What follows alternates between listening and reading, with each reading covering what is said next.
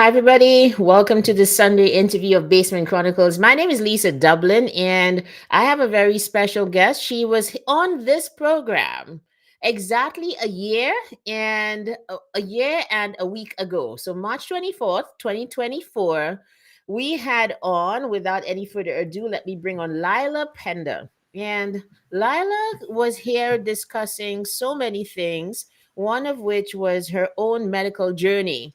And at the time, it really just like everybody's ire was just aroused because we couldn't believe this was happening. Without any further ado, Lila, welcome to the program. Thank you so much for having me back, Lisa. Yeah, we always have a grand old time, so we kind of had to put the brakes on it today. So I'm gonna put the link afterwards so people can go watch the first interview. But let's start there, even before we go into who you are. I think all of that is gonna come out. Let's start with 1 year ago, a year and a week ago. What was going on?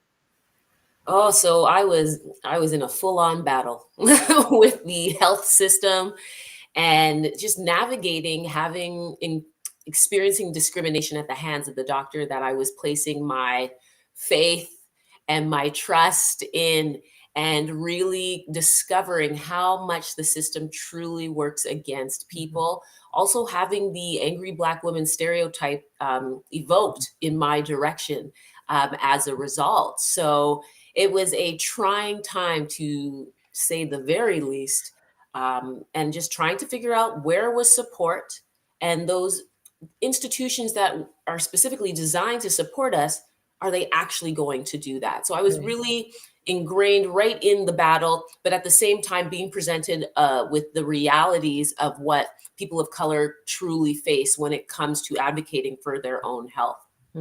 Okay, so maybe we can get a bit more specific since we do have lovely updates anyway. I'm a sucker for optimism, okay? But what can you tell us? Anything specific about what exactly was going on then back then that is now different? So at the time, I had just had several surgeries regarding uterine fibroids. So something that's incredibly common in Black Yeah. women, even more specifically common in women of Ghanaian or Nigerian descent. I happen to be Ghanaian. My parents are from there. And I had had 5 surgeries at that point in time, really working to preserve my ability to carry a child to term. Okay, right. So now I feel like we're in some kind of talk show kind of moment, 1 year later. But tell us what have been the updates since that time. So I went through the full complaint process with the CPSA, which is Yeah. the College and Physicians of Alberta. It's really the organization that is supposed to be there to assist patients that are facing issues. And as of late, I took the complaint all the way to the ombudsman. And what I have found out is that the ombudsman doesn't audit behavior, they only Oh. audit the medical process. And Mhm. so, in speaking with the ombudsman, they have a representative from the office. They assign you an investigator. And so I'm explaining to them, because they're asking, what do you want to come out of this? And I'm explaining to them, I was interacting with a doctor whose behavior was a real problem. And he's telling me, well, we only audit the medical process. And I'm like, so what you're saying is that if a doctor exhibits poor behavior or acts inappropriately, you won't do anything about it. That's what I'm hearing. And so he's just repeating, we only audit the medical process. We can only look at whether they treated you medically appropriate or not. And then he tells me, that sounds a little bit more like something for the Human Rights Commission. And I'm like, oh, What? Okay. well, nobody at Mm. no point in time ever mentioned that. He's Mm-hmm. like, you can try speaking with them. But he's like, Okay. oh, I Sorry. believe they have Can I a just time ask? frame on it. Sorry. Can I just ask? Was this over the phone or was this an Yep, in this is person? all over the phone. Yeah. Yeah. And Okay. so I called the Human Rights Commission, and sure enough, you have a 1 year's time frame to come to them with anything. And here I'm in year 3.5 with this complaint. That's how long this has been going on. And so again, it's like this would have been great information to come to me from the CPSA when I was providing them with the details of my complaint. But it took them a year and a half to just even respond to the complaint. So again, just really evidences the holes within the system, within the organizations that are supposed to be there to support you. I'm now finding out that even though I've done all of this legwork to get it to the ombudsman, chances are nothing's probably going to come of it. And the doctor's going to be able to get away with treating people the way he was. That whole office is going to be able to get away with treating people the way they were. My last surgeon decided that it wasn't important enough to tell me that there were still 15 other fibroids. And she told me, she's like, oh, yeah, everything looks good. Everything looks good. You should be good to go. And then when I met with a fertility agency out of Toronto, I met with two of them. They first thing they said is like, well, there's 15 others. And I'm like, what do you mean? I was blindsided because I did not know that, because Oh, my surgeon said everything was okay. So I went back to her and I asked her in a roundabout way, because now I know that I can't just ask directly. They will perceive me as being rude or aggressive if I ask a direct question, which is in and of itself is ludicrous. And so I asked her, can we look at my results together? Let's just review it yeah. together. And Hmm. sure enough, plain as day, it is in written word, 15 other fibroids. And so I asked her, why would you not feel like this was something important to tell me? She's like, oh, well, we Interesting. only focus on what we're focusing on. And so we were focusing on clearing the inside. And so in my mind, I'm thinking, so if you see an adjacent disease or an adjacent issue, you're not going to bring it up with the person and the patient and let them know? Because that's what's happened here. Yeah, I'm focusing on clearing the inside, but we're talking fibroids in general. So it's not like there were 3 or 5. No, there's 15 others. And you within yourself as a professional did not feel like that was worth telling me about. So I had to go hear it from a stranger. And so she was like, oh, well, is that the reason they don't want to do anything for you? And I'm like, yes, Oh, that yeah. is a very specific reason. They have both said it. 2 different clinics said it. We can't do anything for you because there are still so many. And that should have 100% come from my surgeon. And so it really puts you into a place of wondering, what are doctors doing? Where's the level of integrity to which you hold yourself? And then how do you sleep at night? You know why I'm here. You're the third surgeon I've seen. You know why I'm here. And you felt like that was a piece of information you didn't want to tell me? What do you think was going on Wild. there? What do you I have think no really idea. happened? Like, I don't did know. that okay, did that third surgeon know, like, did you get referred to the third surgeon from the Mhm. previous two? So do you think Yep. like there was perhaps like narrative about I maybe mean, it's who? entirely possible. At the end of the day, if someone doesn't like you and they're in a position of authority, they have an opportunity that they can do something that detrimentally hurts you. And what's interesting is when I originally went to lodge my complaint with the CPSA, they themselves told me, do you need any more services from the office? If you do, we suggest you wait to file your complaint because it could impede your ability to get services from the office. So the regulatory body that is supposed to be advocating for patients is telling you your doctor could do something to you if you lodge this complaint right now, just so you know. That's what they're telling me as I'm trying to get information about how to go about lodging the complaint. So there's a level of awareness throughout that all a doctor has to do is not like you and then treat you poorly. And in my experience, this is what was coming up. It's whether I had a great relationship with the doctor or not, all it took was them to come together, choose a narrative, and then push that narrative. And so I I- don't know what they would have told the third surgeon. I Yeah. even asked the surgeon because I'm like, you know what? At this point, I have to be aware of everything. And so I asked her, I'm like, how have you found your interactions with me? She's like, oh, you're frustrated. And anyone in your situation would be frustrated, but I don't think that's rude. I think you're frustrated by the situation. So we had that verbal confirmation with each other because now I'm in a heightened state of alert when it comes to Yeah. this. And still, even with that in place, even her knowing my journey, knowing the story, knowing what I went through, she still decided that it wasn't worth mentioning to me the 15 other fibroids. She tried to say she had mentioned it. And I'm Oh, like, she tried to say trust that and she had mentioned believe. it. Yeah, she's like, Okay. oh, I thought I told you. I'm like, Oh, no. geez, If what? you had mentioned that, that would be seared into my brain. Because Yeah. at this point, I'm listening to everything that is being said to me. So yeah, that was incredibly disheartening. That was incredibly disheartening because it really evidenced to me. I'm like, wow, really Yeah. can't trust anybody. Okay, so at what point was this? How soon after March of 2024 was this? Because I'm trying to figure out like how is Lila feeling right now? What was your Well, next step after that? Oh my, I hope after doctors, that, can I just say, I hope doctors are listening. Like, if there are any of doctors on the call, like listening in, please chime in, please say something. The last time, remember, we did have some medical practitioners chime in and they reached out even afterwards to give some links as to where you could go. So we'll talk about that. Yeah. yeah, I mean, at this point, the time frame kind of all jumbles together. It was just a hellish 5 years total. But after that, I mean, I spent a month having to recover from the emotional impact of realizing that there just wasn't anybody on my side. It didn't matter who they were, it didn't matter how they were to my face. It mattered that they were in a position of authority.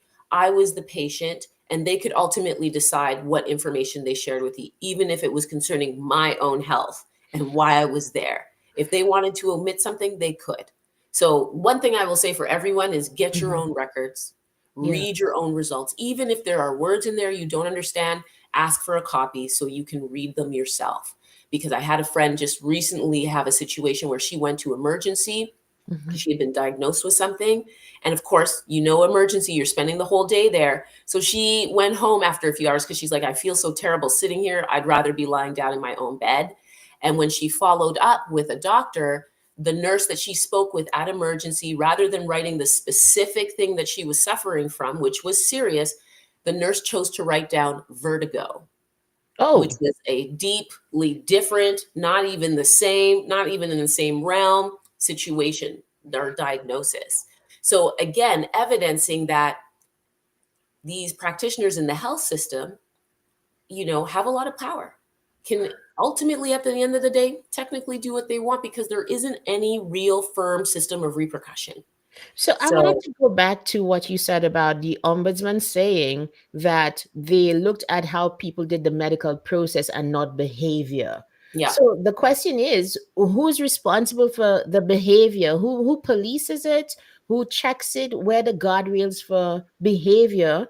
Or do you think it was very convenient to separate out medical process from I behavior at that think I'm point? not sure who governs Oh. behavior. I truly am not sure who governs behavior. Mhm. And it's unfortunate that that's not clear because this feels like there should be a pamphlet in every office that says, hey, these are the different places you can go for any repercussions that you feel like you need some support on. But no, it's incredibly unclear because I went to the CPSA thinking, oh, they're going to govern everything, behavior, all of this. I wasn't told otherwise until just now.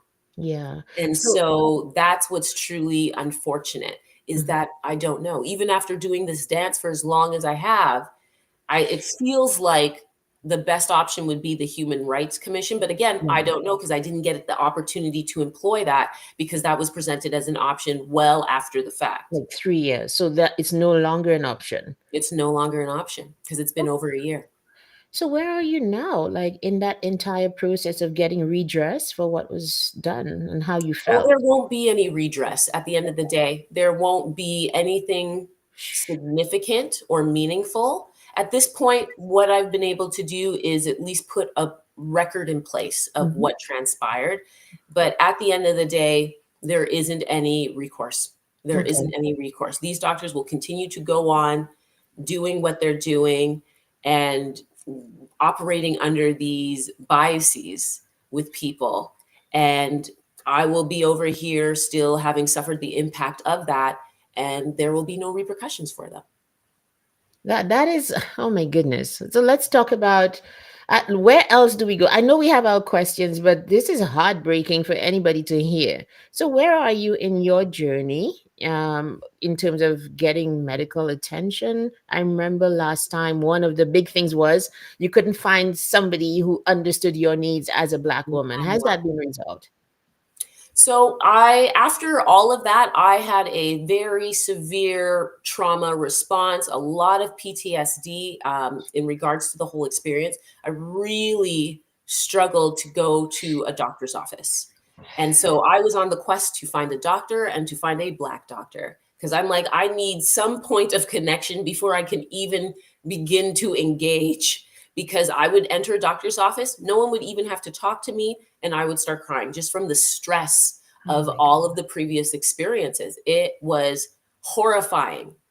And then on top of that, it was trying to find a family doctor. Anybody here in Yeah. Alberta that has Yeah. tried to do that recently, that is finding a needle in a haystack right Mm-hmm. now.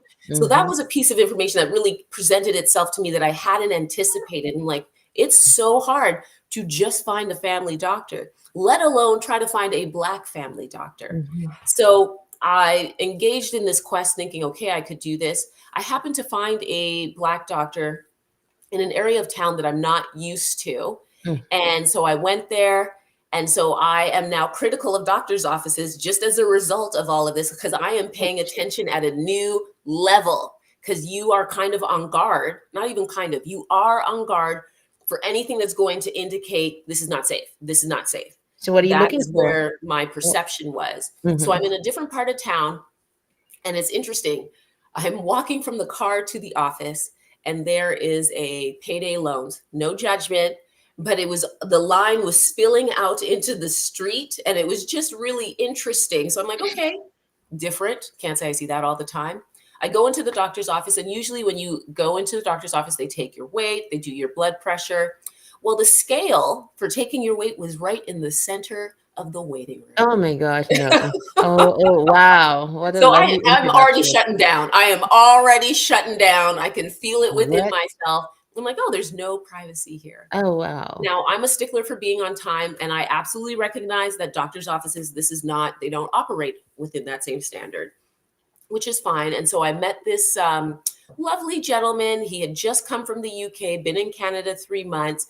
And so I was sharing my story with him because I'm like, I just need to let you know where I'm at, why my demeanor is going to be the way it is, just because I'm scared. I'm Yeah. scared of Wow. everybody. So this gentleman is the doctor that you meet, right? Yes. This, And yeah, so okay. Mhm. he proceeds to then mansplain the medical industry to me, and how just goes on this long tangent of information I don't need. I don't need it. All I need you to say is, hey, I'm sorry that happened to you. Let's see if we can make your experience different. Just anything in a positive fashion. I do not need a dissertation on how the medical system works. At this Because point, I've become you an know expert, firsthand how it works, right? right? Exactly. Yeah. And so what was interesting, I'm like, okay, you know what? Let me attach myself to him. It's so hard to find a doctor. Let me just do that. I got home. I was originally feeling good about, okay, I found a doctor. At least that's something I can cross off the list. And then about 2 hours later, trauma response. Trauma response. I start crying. I don't know what's happening. And it's from going to a doctor's office and feeling unheard. And I realized, I'm like, I don't think this is the doctor for me. I am still freaking out inside, so Mm. I can't do this. Yeah. And so I'm like, oh, okay, that was very telling. I thought I was okay, clearly not okay, still have some work to do. So, I'm employing the resources that I am privileged to have access to, being Mm-hmm. therapy and all of those good things. But I also know I cannot be walking around this earth without a doctor. Mm-hmm. So there happens to be a nurse practitioner's office near my house. And I'm like, you know what? Let me dive into this nurse practitioner thing. So I start doing some research. I start calling around, and I find an office, but it's based out of Calgary. And so I call to inquire, like, what's a nurse practitioner? How do you guys operate? What's like just really understanding the system. And she's telling me about it. They called me back on a weekend, which I love. I'm Oh, like, ooh, oof, excellent. This is a good wow. start. Ooh. This is a Mm. good start. Mm-hmm. And she's like, we don't have an office in Edmonton yet, but we're starting to, we're going to be opening one, but it's a few months away. And I'm like, oh, okay. But again, just the information she provided, the fact she called me back on a weekend, I'm like, okay, this feels like a door is Yeah. opening. Let me maybe step on through. So I Mm-hmm. started to look for nurse practitioners in Edmonton. And as the universe would have it, there is one down the street. There is Yes, girl. one Okay. down the street. So I'm like, Now, okay, okay. let's go there. I make an appointment. I meet with the nurse practitioner. Again, I start every interaction with the doctor with sharing the story, because I have a certain demeanor when I'm in the office, because I am watching you. I am listening to everything you're saying. Looking for, are you going to do what you say you're going to do? And so, if a person doesn't know me, they might feel like I'm standoffish. And it's not I'm standoffish. It's just I am on guard for anything that could happen, because everything has happened already to me. Okay. And so I end up developing a great relationship with the nurse practitioner. She does happen to be white, but she's female. So I'm like, you know what? I'll take what I can get. Yep. It's private. I have to pay for it. So I'm thinking, ooh, because I have to pay for it, surely we got to be operating at a different standard here. Okay. And I can hold you a little more accountable because I've paid you. Mm. So I develop a relationship. And the one thing I will say that she did really, really well, because you do a meet and greet appointment, Oh, she wow. listened. She listened to the whole story. And then she had appropriate responses to what I was saying. I find Mm. that a lot of doctors, they don't acknowledge what you say when you're having an emotional moment. They'll gloss right on over it, Mm-hmm. where she didn't do that. She created space to just acknowledge the emotion and the journey. Again, something I'm going to say for all doctors. Mm-hmm. I get it that you can't get involved too much from an emotional perspective, Mm. but trust and believe that a patient in that moment that is sharing their emotions with you, they are looking for just the basics of, hey, I am really sorry that happened to you. Yeah. Or that sounds awful. Like just anything within Empathy. that realm, Yes. as Yeah. opposed to ignoring it. Because as soon as you ignore it, you set the tone for that relationship. Oh, they don't care. They don't care. So find the balance within that. And that's the one thing I've taken from this is I'm like starting to wonder, I'm like, is there any kind of bedside manner training that happens when becoming a doctor? Because at the end of the day, you're dealing with people. And Yeah. guess what? People are emotional beings. So being a doctor is not just about knowing the technical, it's about having emotional intelligence. Mm. Knowing, seeing that a patient is in a state of panic or trauma, and just having a little bit of a conversation. Just acknowledge it. It'll go leaps and bounds for the relationship that you have with them. Yeah. And so Yeah. this is what she did. She just acknowledged it. So I'm like, okay, perfect. Now, again, as luck and the universe would have it, she left the office. Oh my goodness. Where'd you go? Okay. She Wait. left the office, and I'm like, what? Why? I have finally found somebody, and now You you've mean just as gone. an exited, like no longer worked at that office? Yeah, no longer worked at that Oh. office. So in my heart, I'm like, oh my gosh, I've got to create another relationship. I've Mm. got to do all this legwork. And so the office actually reached out a few months later and said, yep, this person has left, but we've got some new nurse practitioners. Your file will be moved to one of them. And so in Okay. my mind, I'm like, great. Who could it possibly be? I'm going to have to meet a new person. How do you know who's going to be the right fit for me? So I eventually had to make an appointment for something. And so Mhm. I called them and I asked, oh, okay, you've mentioned that there's new ones. Is there a profile on the website that I can go take a look at, find out who they are? She's like, oh, no, you know what? We actually did it based off of needs and Oh. personality. Oh, And so I'm like, wow. okay, I don't know what this means, but I'm going to go find out. So Mm. I'm in the office waiting. And in my mind, because it had almost been a year since I had been attached to the office. So your annual fee is coming up. And so in my mind, I'm like, ugh, do I keep going with them? I don't really go to the doctor that often outside of this whole fibroid situation. I'm a Mhm. healthy person. I don't Mhm. need to go to the doctor that often. And so I'm like, is it still worth it? I'm literally sitting in the waiting chair humming and hawing. And then when she comes out, it Mhm. is this beautiful Black woman. And I'm like, Oh. oh my God. All right. Now you've got me on tenterhooks because now I want to hear about the interaction because clearly Oh, it it's not gets even better. It about it. gets Okay. better. Let's go. So I Yeah. get in this office. I'm too busy staring at her because I'm Mm. like, oh my God, a unicorn has bestowed their presence on me. And you know, black don't crack. So she looks young, super Yeah. young. I'm like, I don't even know. Who cares? Here you are. And so she's telling me about herself a little bit. And we're kind of diving into my stuff. I start crying. I can't even Okay. hold it in. I'm like, don't cry, don't cry. And I'm like, I start Cry, crying. cry. Yeah. And it's because I'm like, I can't believe this is happening right now.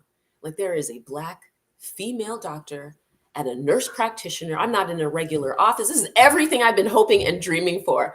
And so, after a while, as I'm keeping up the conversation, as I'm crying, she's like, are you all right? I'm like, honestly, I just got to let you know, you don't understand how big this is for me, for you to be here and be my like person, my nurse practitioner. I keep calling her a doctor. Technically, it's a nurse practitioner. I don't even care. But I'm like, and I'm letting her know, I'm like, you don't understand like what I've been through. So for you to just come out of the door, like just like that, I'm like, this is like revolutionary for me. And so we have a little bit of a laugh about it because it's something I've never experienced before. And it was profound. It was absolutely profound for me because it's like, oh my goodness, she is going to understand me. And I am not going to have to worry about asking questions and her going, you're rude, you're aggressive.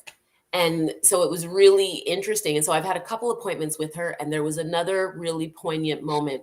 Oh, I'd geez, gone in I to do want to some cry blood now. Like, tests. yeah, I'd gone in to do some blood tests, and a couple of my levels were low. And she's like, yeah, we really have to watch that. That's something that's really specific for us. And, we have to work a little harder to maintain that. And in my mind, I'm hearing, oh, she said us. She said yeah, us because we're the same. We're the same. And I'm like, oh my God. And no one else would notice that. Nobody else would notice that. But me, after everything I've been through, to have someone be in the category with you, sense of community, knowing that, oh, she actually experiences the same thing. She knows that this is something that is common to our group of people. And for her to be like, us, I mean, I left there and had to go tell 3 to 5 friends about what just transpired yeah, because I yeah. was like, this is it. This is it. So that is where I'm at now in regards to having a medical professional that I'm associated with. Yes. Is it still private? Yes. I absolutely recognize that is a privileged place to be. Mhm. For me, I had to make that decision because I needed to just start at a level that was just slightly above. And I feel like when you have to pay for things, people on both sides of that equation Oh, yeah, step things up a yeah, bit, right? I've been absolutely. working in the public system, and this is where it's gotten me. This Mm, is where it's gotten me. Literally nearly nowhere, almost died at one point, like all of that. So I'm like, yeah, let me change the game. And for it to be so close to my house in the same neighborhood, happens to be a Black female, like there's a lot of positives here. So I definitely shout out the good old Lord and the universe for yeah. handling it for So, me. Lala, can I ask you, what opened your heart? What made you feel good? Beyond seeing that there was that representation, right? And I'm thinking Mhm. to myself, oh my goodness, suppose this black female doctor had been just like everybody else. W- Have you imagined that? What would have made you, yeah. You can Mm, get into a hole with it because really at yeah. this point I've been presented with more examples of being like everybody else versus examples of being the exception. All right. Were they ever So, black? Did you ever have a black doctor no, in the public in my system? Oh, entire see. life, I have Yeah. never There had a we go. Black doctor Yeah. until I've now been specifically seeking it or Yeah. speaking it into existence, if you will. I even Mm. asked her, I'm like, where have you been? What did Like, she say? where? She's like, oh, well, we're around. I'm like, no, you're not. No, you're not. Actually, actually, there's a So female-owned. I think, is it a medical clinic? Is it compassionate care? I think it is. There's like a um, whole black female it's a doctor. nurse practitioner's office. I have yet to see a male in there, Okay. to be Oh, honest. okay. But Where of are course, they they? would take on male patients, all Hmm. of that. You can Hmm. take a look at their structure and stuff like that. Yeah. But I think for me, the biggest part was being a Black female for sure. I'm not even Hmm. gonna lie about it. Again, Hmm. I was saying I needed that instant point of connection. Now, within my journey, it also showed just because you're the same members of the same group doesn't instantly mean you're going to get better service. It Yeah, just puts that's the you thing. into the probability, a higher Hmm. probability of a Hmm. level of understanding. And that Hmm. is what I need. I needed that first point of connection to at least be we're from the same group. Oh my Now, goodness. thereafter, it still comes down to a person's individual personality. Mhm, And mhm, so with her, mhm, again, I shared the story. And again, there was that empathy, there was that understanding. It's was all the stuff that you don't get from the other doctors, or the other mhm, doctors will present it at the mhm. beginning. And then when it comes time for the going to get tough and the tough get going, their demeanor changes, which is Yeah, what I experienced with okay, my and I first think patient. sometimes they don't appreciate somebody who's very particular about their own care. Oh, And yeah, you that's cannot a be level of direct. arrogance. Like, it's my body. Why should I not be asking questions? I find you can watch the body language Oh, yeah. and just that kind of dismissive and saying the same thing to you over and over again, even though they're hearing what you're asking, like they have a narrative that they have to get out. Before we continue, let me just share the first link to when we did that interview last year. I want to Hmm. share that link so that people can go watch it. And of course, you can see all those Sunday interviews by subscribing to Basement Chronicles on YouTube, you guys. So make sure you do that. And we want to get some questions. Like, I'm going to see I think there's some questions on LinkedIn and so on, but I can't really see them because I'm going through a third party. So I apologize to anybody, right? Who's asking questions. Please like and share this. And let's just continue the interview. So let's move on to in terms of, like, I am in my head is stuck 15 fibroids. So are you seeking treatment for those? Like, what is that journey like?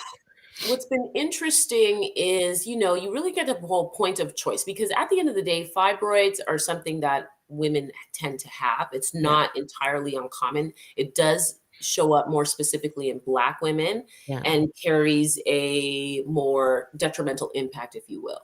yeah. So a lot of people have fibroids and nothing happens of it for them. They go on to have kids, it's not a problem, all of that. Mine clearly were not in that situation. The 15 others that I have are not sitting on the inside of the uterus, they're around it.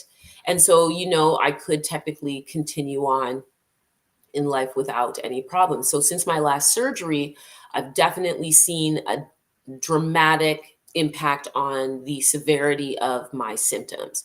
Oh, The symptoms have gone down significantly. My period is completely different. Like, in a good way, it's right? not even night and day. We are in Oh, two different worlds oh. of having a menstrual cycle. Like, it Okay. is wild. And so it was So so wild different how? that I'm Sorry, like, am wild I how? okay? As in you're better, right? That's what you're saying. In technicality, I'm better, but I was also very healthy before. I'm an incredibly active person. I'm Yes. Oh, we're extremely going to health talk about that. conscious. Yeah. And so I was doing everything under the sun from a natural perspective to ensure that anything that I had to do, I'd be in the best position to heal as a result of it. Hmm. And so that, for all intents and purposes, from a general health standpoint, I'm good.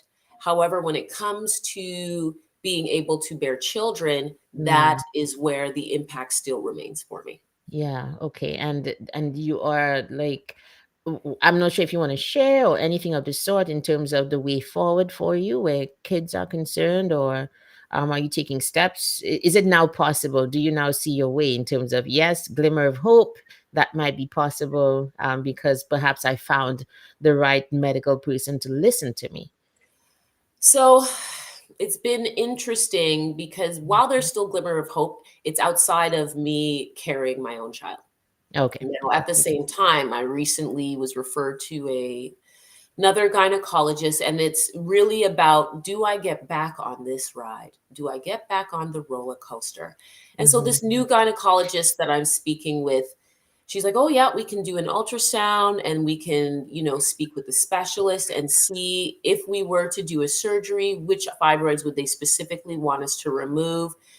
And when I had originally spoken with the fertility clinics out of Toronto, Hmm. they said they wouldn't do anything for me because of the state of everything and how long the journey had done. And again, I've already had 5 surgeries. Yeah. That's 5 of them, 5 opportunities to have someone up in my business doing things. And so you really have to make a personal choice as to, do you continue on this path, or do you explore a different route to the same destination? Yeah. Okay. So you know what? We'll talk after. But I was privileged to be at a table at Resilience Roots, the Resilience Roots conference, Hmm. and somebody shared that she was having struggles, in bearing kids, Hmm. and I was at a table with was it. I will reach out to you because I do believe that even as Black women here in Edmonton, we have options. And I was at a table where two people had gone through that journey and had both come out bearing children. And one was it was just an amazing kind of like womanly moment where she's like, okay, yeah, I hear you, but don't worry. She went over that. This is Rihanna. I have to say her name, okay? This is Rihanna, from When African Women Talk. And it was just the care with which she leaned over, went over to this woman, gave her a hug, and said, you know what? I've got a couple of resources and people I want to tell you about. So I'm going to Hmm. reach out to her and like I the way she said it, it was something precious and something valuable. I don't know if that means something. So we'll talk about that, Lila, once we're done, because I do believe, I think there's hope. Let's put it that way. I think there's hope. Okay, so let's move on to another topic. For those who are just joining us, I just realized, I'm not sure even why, when this goes out on Facebook, some which what way, it goes out on private, so I actually have to log into Facebook and put it back on public, so people can go back and just watch the entire interview. And let me just put that link to Basement Chronicles, that first interview that I did with Lila last year. Let's move on to Black history. I know you were all over with Afro Facts and Yeah. doing the work in EDI. Let's talk a little bit about that part of you. Are you Mhm. fully recovered, number one, from Black History Month? Oh, let me tell you, it's getting busier and busier, which is a pleasure and a blessing. Yeah. Um, Fully recovered, I would say so at this Yeah. point, but also it's April. Yeah. So it took a month to recover from the work of 1 month. Yeah. But yeah, no, we were really blessed to be booked and busy and Hmm. to really gain some really cool, new, and interesting opportunities. Oh, that's awesome. And tell Mhm. us about the state of Afrofax right now. Have there been upgrades? I remember when I was the chair of the EDI committee at NASA, not the Non-Academic Staff Association at the University of Alberta, that we brought you in. You remember when we did that? Yeah. We had it, and I learned so much about just Black history facts and also stuff that's happening on the ground, the history of Blacks in Edmonton. So tell us about the development of your quiz, etc. So things are continuing to grow. We had the opportunity this year to engage with some schools, which is something Oh, that we've always been nice. working towards because we feel like where we can have the greatest impact is really with the minds of tomorrow. Yeah, Think yeah. about if we were to present them with this information around Black history and then the lessons it provides around diversity, equity, inclusion, and belonging at a younger age. It gives it more time to resonate with them and inform their actions going forward. Because all we have to do is take a real quick look around the world today and realize that we are a product of not having this information, having Hmm. not learned this when we were in school, having not even learned this as adults until like the last 5 years or so on Hmm. a meaningful level. Hmm. So, seeing where we are right now with the things that we are being challenged with, such as the rollback of DEI programs, Yes, things like yes. that, that's Hmm. all products of us not having a deep enough understanding of the value that it brings to the table. Hmm. So if we can bring that to the minds of tomorrow at an earlier age, we'll have a huge impact. Now, what's been interesting is you'll have a lot of politicians saying, well, I don't want my child to learn that in school. Oh, I Mm, don't think that's appropriate for them. And let me tell you, when we mm, went to schools, we had an opportunity to teach grade eights and nines at a couple high schools in the area. And it was amazing. When I was going, I kind of had to think to myself, I'm like, ooh, do I need to change my questions? Are they maybe a little too hard? mm. Whatnot? And I didn't change anything. And then these children, I don't even want to call them children because I don't feel like that does The them mind. justice. Because, like, these minds in these smaller bodies were amazing. It was incredible. And so I did 2.5 days at a high school here and just did 8 classes, Oh, like geez. power through it. And it was so incredible. One, to see the level of diversity in a high school, which was significantly different than Amazing. when I was in high school. Okay. So much. It was also Ramadan at the time. Ah. So it was so interesting to have the kids talking about fasting. Or if we gave out prizes, we were giving out chocolate as prizes. They'd Ooh. be like, oh, I have to save it until I'm done my fasting. Ooh, When wow. I was in school, I grew up Muslim, so I would be fasting. I was Oh, the only kid in the class fasting. Didn't wow. have anyone to talk to, didn't have anyone to like come like have a comrade within it. So Yeah. that's something that really hit home with me, just to see them all acknowledge it and then have multiple people participating in it. So again, that sense of community. But the biggest takeaway was the engagement of the students. Mm, The fact that they knew what a microaggression was. The fact that they knew what a racist statement was, and the fact that they had people saying racist statements to them that they were calling out, whether it be a family member or a teacher or a parent. We have a question in there that asks, have you ever had to essentially call out a friend or family member for making a racist statement or comment.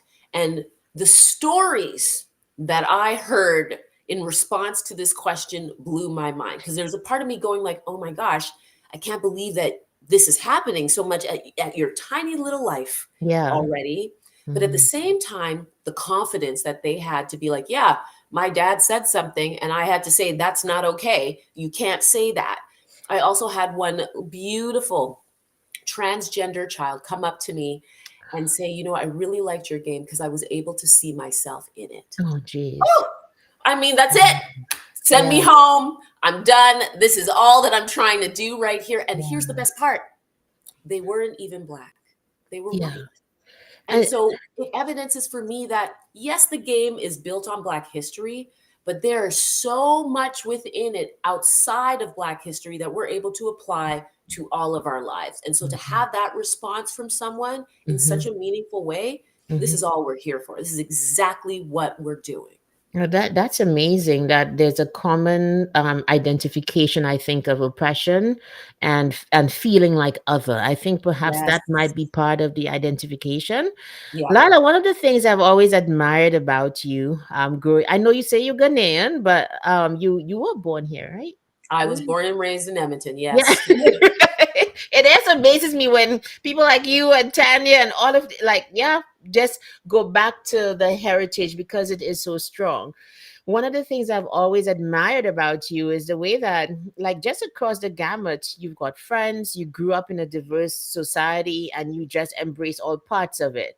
And if I recall from our walks in 2020 during Mhm. COVID, and the genesis of the quiz when you used to, like test your friends who were not Mhm. Black on Black history, I'm Yeah. wondering whether there's a push as well to bring Afro facts into other communities that are not Black.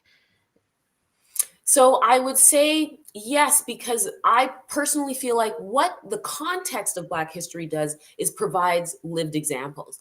And so one thing that's been really interesting for me is as I research the game and the questions, how I get to see so many parallels with different communities. Yeah. So whether you're looking at Jewish people within the Holocaust, whether you're looking at Indigenous people, and what they went through with residential schools, with colonizers, there are a lot of similarities Hmm. within those experiences. Now, this is not something to be bragging about, and it's something that's truly unfortunate.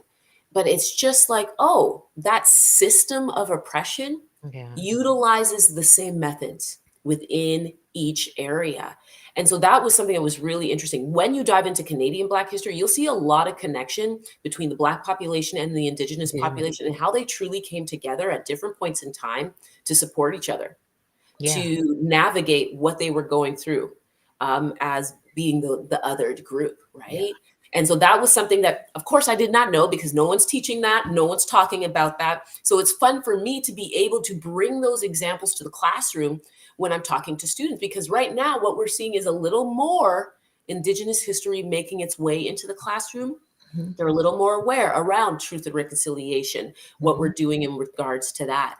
And so when I'm able to layer my examples into Black history and Indigenous history, Mhm. and then really break it out into, other oppressed groups, it presents opportunity for any minority group members to be able to see themselves within the context of this game, which is truly what the intention is here. I'm Mhm. using Black history because that's what I know, that's my experience, that's the group to which I belong. But you could take the same things and apply it to another group, because diversity, equity, inclusion, and belonging is something that applies to everybody. To everybody. It impacts everybody, Mhm. whether we're aware of it or not. And many of us are not. So when we hear, oh, they're rolling back programs, the privileged are able to be like, oh, that's not going to apply to me. That's not going to affect me. Trust and believe you will be impacted. You will be How do you impacted. think people who don't belong to those groups will be impacted, in your opinion? Oh, I think that what they will see is a greater sense of division and a greater sense of distrust, because DEIB is about creating community, creating understanding, creating empathy and emotional intelligence. It's about knowing stuff. It's just knowledge, it's education. That's really what it's about. We cannot do better if we don't know better. And So isn't if it someone, also about, sorry, isn't it also about facilitation of results?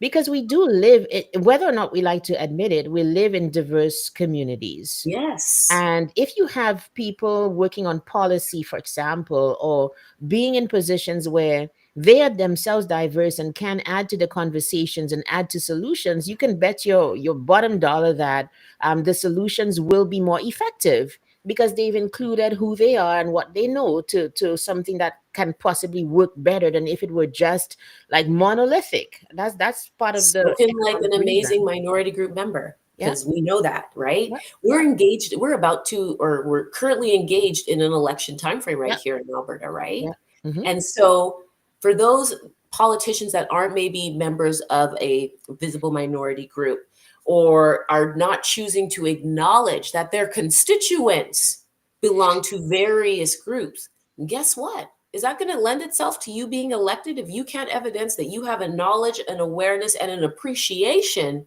Hmm. for the variation within your constituents that they're bringing to the table? They're looking for you to lead. How can you lead if you choose not to acknowledge them and what those needs are going to be for Right. them to be successful? And So, as you mentioned, it is about result. mhm. And in order to achieve those results, we have to start on the foundation of education and awareness.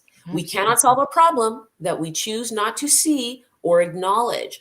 And so the time of being able to ignore it, that has That's gone. fine. Yep. We are Yeah. seeing what is happening right now in our neighbors to the south with number 47 trying to wipe the slate clean of DEI. And it's like, that's, you can't do that. You've opened the box and now you're trying to put everything back in the box. And all that does is give that country a bad look. What You are about us? telling people through Yeah. your actions Hmm. more than you realize. You're saying you don't care. We don't see you and we're not going to acknowledge you. Mm. That's the message you're sending. So as a country, you really just have to take a look at that example and be like, "Ooh, gosh, is that who we want to be as a Yeah. country? Or do we So want to be then, better?" okay, but how do we prevent against that? That's what I'm wondering. For us here in Canada, we see what's happening, south of us. Like, how do we guard against that and make sure that it doesn't influence DEI? And it has begun, like even Yeah, it before. has. Oh, geez, yeah. Like the rollback is North American. The rollback is not just North American. It's global. So Yeah. what then do we do? Black History Month is gone, but history is still around. Yes, I think And what it is well, a lot of people get caught in the paralysis through analysis. It's such a big yeah. problem. What can I do? I'm one Mm, person.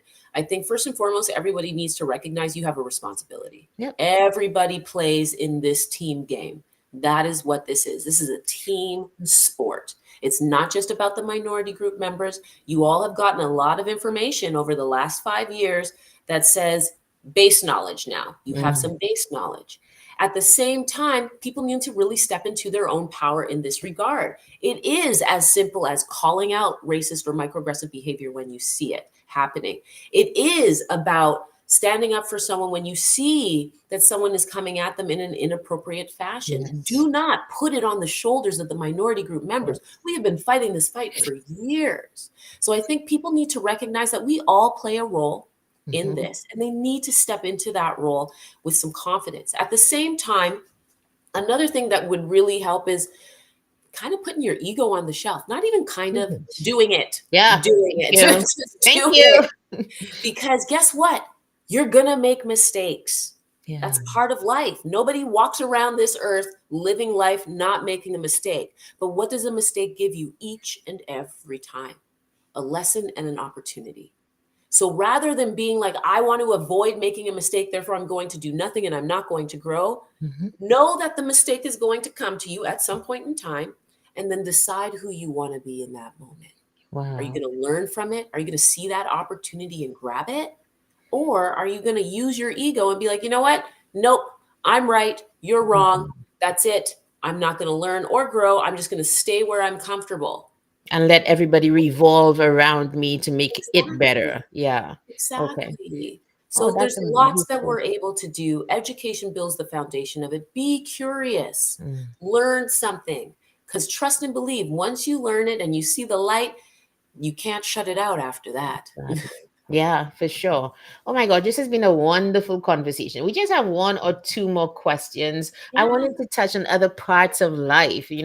One of the things we share in common, you way more than I do at this point, is running. That's where we first met at the gym.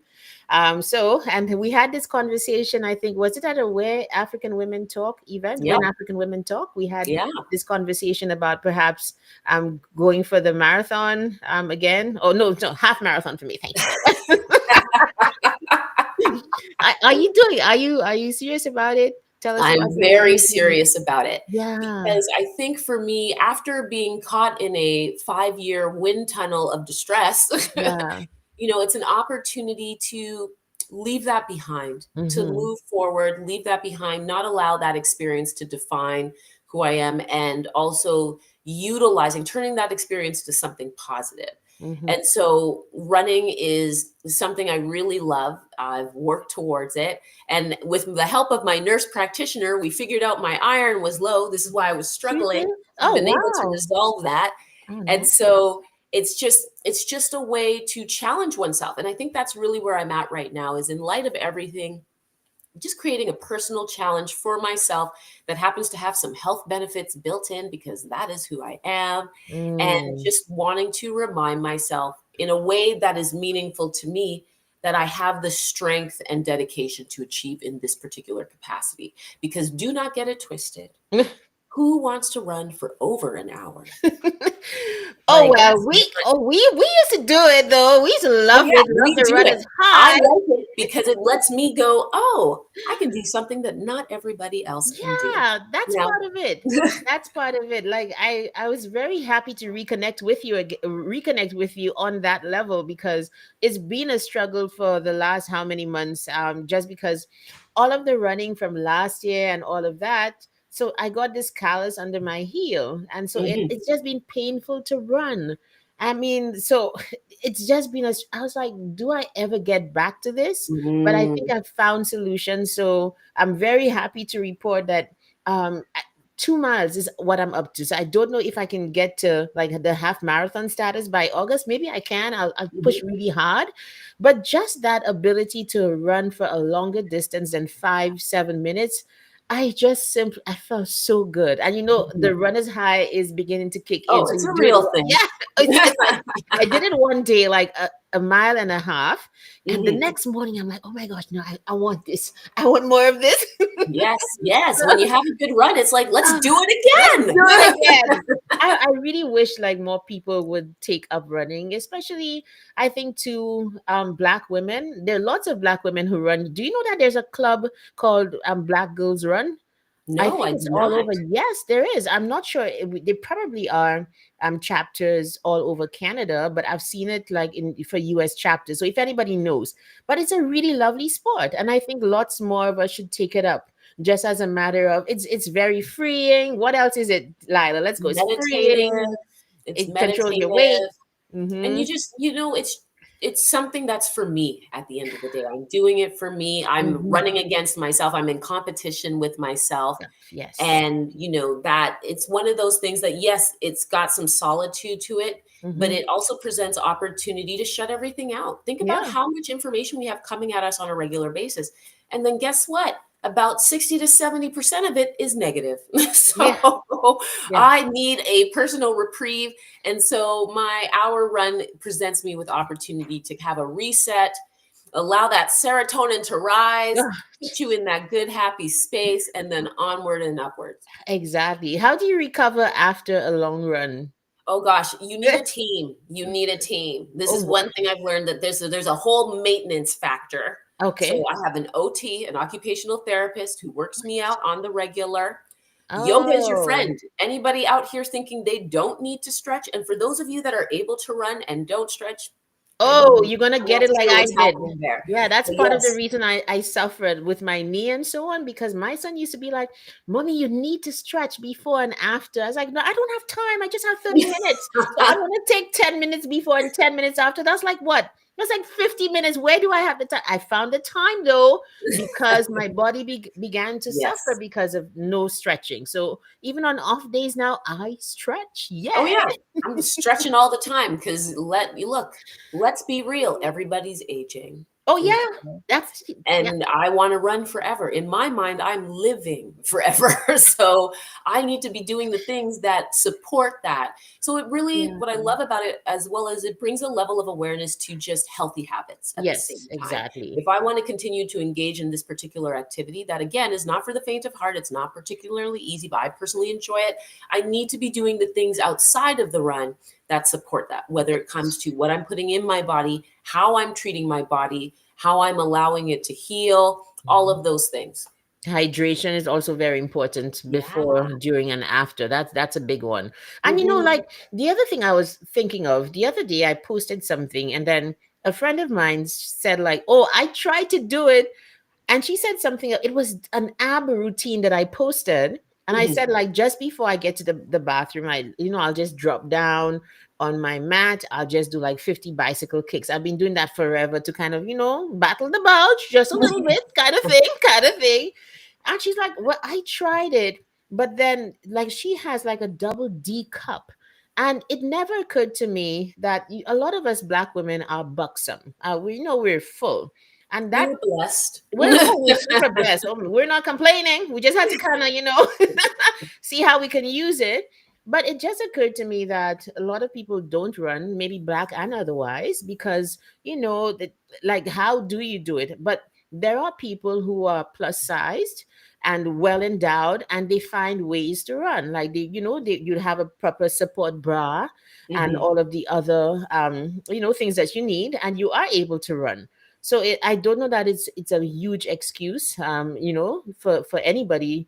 But I would just say, I think I said that to remove the excuses and to Mhm. encourage our community. Get out there and run. You don't have Mhm. to start with even a mile. You can start with a quarter mile or something of the sort. Mhm. But it's very freeing. It's very strong. It's very liberating to be able to do that. Yeah, I can't go on enough about it. Well, I think at the end of the day, it's about finding what works for you. Because, like, even That when I too. started running, even though I was in track and field in high school, I didn't want to run a long distance. I'm like, why am I going to do Mm. that? Let me just run my 100 meters and be done Oh, with exactly. it. And instead, over time, I wasn't an overnight thing. I had to build my way up there, and it Yeah. took some time. So why do But it you was do it? also, Why do how did you I do it? Yeah. Why do you you know what? start I running? started with step class first. So I started Oh, with just inherent endurance. yes. And Yes. so I would do step class. I love a good fitness class of any kind. Someone's Uh-huh. telling me what to do. And it was just like a natural progression. Oh, I feel good about this. Okay, let me try this. And I Yeah. started with short distances. I Yeah. absolutely started with the basic of the basic. Yes, I remember exactly. having to do the 2K run in school and dreading Mm, it. It would take wow. me 13 minutes. That was like my best time, running a 2K in 13 minutes. And 13 I was minutes. proud. I was so proud. I'm like, I have done it. But it's really about navigating what feels right for your body. The point of comparison is going No, to it kill doesn't us work. all. And Yeah. so, I allow myself to be inspired, recognizing that I'm not necessarily at that same level. So, for example, one person I really love is Ulib Chipkogi. Mm-hmm. He's a very famous marathoner, Oh. Kenyan marathoner. Mm-hmm. It has set Oh, world yes. records, all of the Yes. things. Yeah. And, in my mind, I am running like a Kenyan. Oh, oh, That's wow. what I see. Now, as to whether that's actually transpiring, that's different. But I see Go that, ahead. I use that as a point of inspiration, knowing, Mm-hmm. hey, that takes effort. These people run all day and they're running at a Yeah, pace that is wild.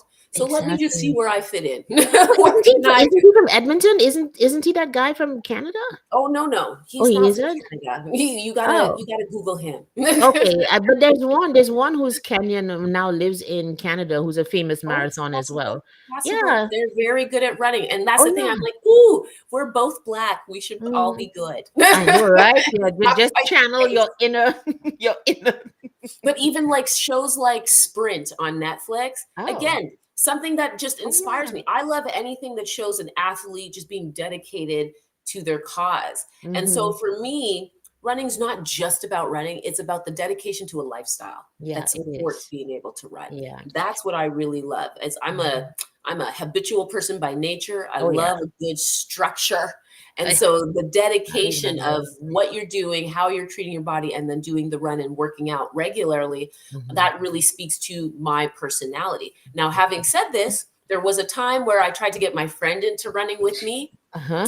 and we're very different people. All right. And so I came up with a running contract for him to sign, and he's like, "This is too intense." I'm like, "You know what? Fair enough." I realize that now in hindsight, but at the time, I'm like, "Oh, I need you to sign up and be Yeah. legit so I can hold you accountable." And then sure enough, I scared him off. Oh yeah, that works. Like I've come to realize if people don't the starting point to get anybody to do anything is that they first have to want it. Yes, it's If got to there's be not them. that I can't will, push them forget into it. it. Yes, absolutely. Well, girl, we are out of time. Can you imagine if we knew this would happen? We'd come to the end of it and come up against the questions we never got to ask. But there will be a part three. Part three. Yes, let's do it. Yes, for sure. Thank you so much for being on the Sunday interview. It's been a pleasure. I think we've cried with you and pained with you, and now very happy that you're happy, having found someone you can trust within the medical team Yeah. or field here in Edmonton. That's huge, right? And I'm Mhm. sure, like the last time, we'll probably have people reaching out with contact information and so on, Lila, because people were just like, oh, try this person, try that person the last time. We'll try to see, what obtains. Thank you so much for appearing, and have a Oh, wonderful rest of the Sunday. all right. And if you guys want to learn some more information about Afrofax, you can find us at Afrofax_edu on Instagram, Afrofax on Facebook, or you can also look me up by name on LinkedIn. And then, of course, we've got afrofax.ca, our website. Awesome. And we didn't even talk about your speaking and everything, but next time. Oh, one Next more time. thing. The Next time. conversation is the Oh, yeah. relationship Yeah, we podcast. didn't. Wherever you get your podcasts, we're talking to different minority group members, giving Yeah. them a chance to share their stories so that we can learn through the lens of their experiences. Absolutely. So go follow Lila everywhere, you guys. She has a podcast, she has the game. So please support our community. Thank you, everybody. Have a great Sunday. Bye Bye. now.